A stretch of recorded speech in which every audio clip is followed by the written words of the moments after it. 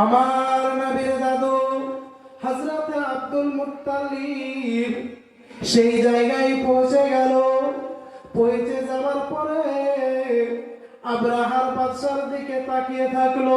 আব্রাহার বাদশাকে বলতে লাগলো, হে বাদশা মহাশয়, আপনি যদি অনুমতি দেন আপনার বাড়ির ভিতরে প্রবেশ করব।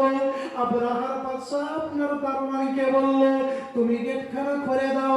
গেটখানা যেমনই খুলে দেওয়া, আব্দুল মুত্তালিব আপনার গেট দিয়ে একদম সামনে চলে গেল আব্রাহার বাদশার কাছে। আব্রাহার বাদশা ইতিপূর্বে আলোচনা করছিল যে মক্কা থেকে কোনো ব্যক্তি যদি তাদের পশু নিতে আসে, সেই ব্যক্তিকে এই জায়গায় হত্যা করা হবে। আব্দুল মুত্তালিব সেই বাদশার কাছে চলে এলো। আব্দুল মুত্তালিবের দিকে যখনই বাদশা চেয়ে থাকলো, আব্দুল মুত্তালিবের চেহারার দিকে তাকিয়ে থাকলো। আব্দুল মুত্তালিব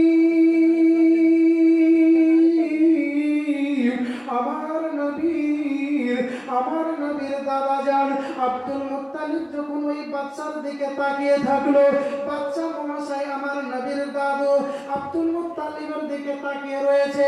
আব্দুল মুত্তালিবের আপনার কপাল থেকে উজ্জ্বল নক্ষত্রের মতো যেন আপনার আলো দীপ দীপ করে জ্বলতে আছে। আব্রাহার বাদশা ওই আপনার উজ্জ্বল নক্ষত্রের মতো দীপ দীপ করা আলোর দিকে তাকিয়ে রয়েছে। আর আব্রাহার বাদশা ওই আলো দেখে মুগ্ধ হয়ে পড়েছে। আব্রাহার বাদশা আপনার নিজের আপনার সিংহাসনকে ছেড়ে দিয়ে আপনার সিংহাসনের নিচে বসে পড়ল।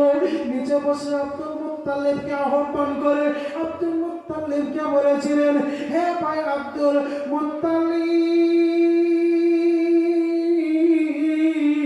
আপনি আমার সিংহাসনে আরোহণ, আপনি আমার সিংহাসনে বসে পড়ুন, আপনি আমার সিংহাসনে আসন করুন। আব্দুল মুত্তালিব আপনার আব্রাহার বাদশার সিংহাসনে বসে পড়ল।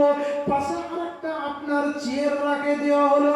ওই চেয়ারের উপর বাদশা মহাশয় বসে থাকলো। বাকি আপনার প্রজাগণেরা আশ্চর্যজনীয় হয়ে গেল। তারা একে অপরকে বলতে লাগলো, ইতিপূর্বে বাদশা আমাদের সঙ্গে আলোচনা করছিল মক্কা থেকে কোনো ব্যক্তি যদি তাদের গবাদি পশু ফেরত নিতে আসে, পশুর সাথে সাথে সেই ব্যক্তিকে হত্যা করা হবে, সেই ব্যক্তিকে পৃথিবীর জমিন থেকে সরিয়ে দেওয়া হবে। কিন্তু আমাদের বাদশা মহাশয়কে কি দেখছি, আব্দুল মুত্তালিবকে মারা তো দূরের কথা, আব্দুল মুত্তালিবকে কতল করা তো দূরের কথা, আব্দুল মুত্তালিবকে গালি দেয় না, আব্দুল মুত্তালিবকে আপনারা রাগান্বিত ভাষায় কথা বলে না, বরঞ্চ আব্দুল মুত্তালিবকে সম্মানের সহিত রেসপেক্ট জানিয়ে সিংহাসন ছেড়ে দিল। যে বাদশা কোনোদিন কাউরের জন্য সিংহাসন ছাড়ে না, এই বাদশা আব্দুল মুত্তালিবকে দেখে সিংহাসন ছেড়ে দিল। সকল পূজা করার আশ্চর্য হয়ে গেল।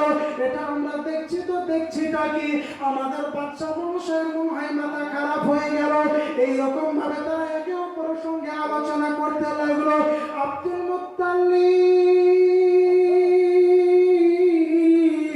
আব্রাহার বাদশাকে লক্ষ্য করে বলেছিলেন, হে ভাই আব্রাহা, আপনার প্রজাগণেরা আমার 400 উটকে ধরে নিয়ে এসেছে, আপনি আমার 400 উট ফেরত দিয়ে দেন, আমি 400 উট নিয়ে মক্কা চলে যাব।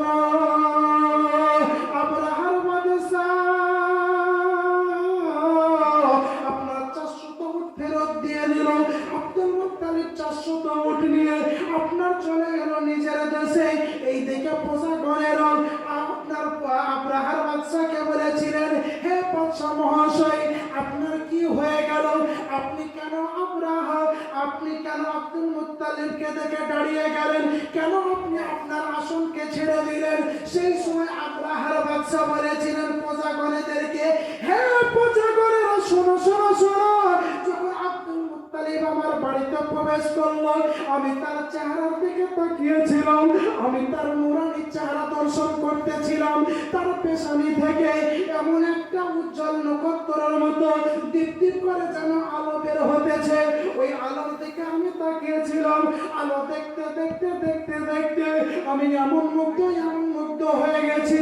তার মুগ্ধ হওয়ার কারণে আমি কখন সিংহাসন ছেড়েছি, কখন আমি তার রেসপেক্ট করেছি, কখন আমি তাকে সম্মান করেছি, আমি বাদশা কিছুই জানি না।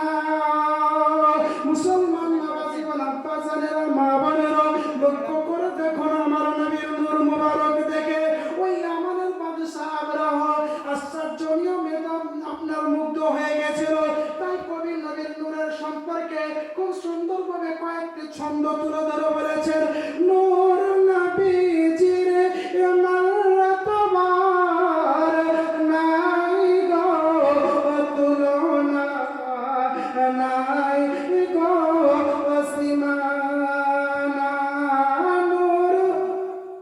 নবী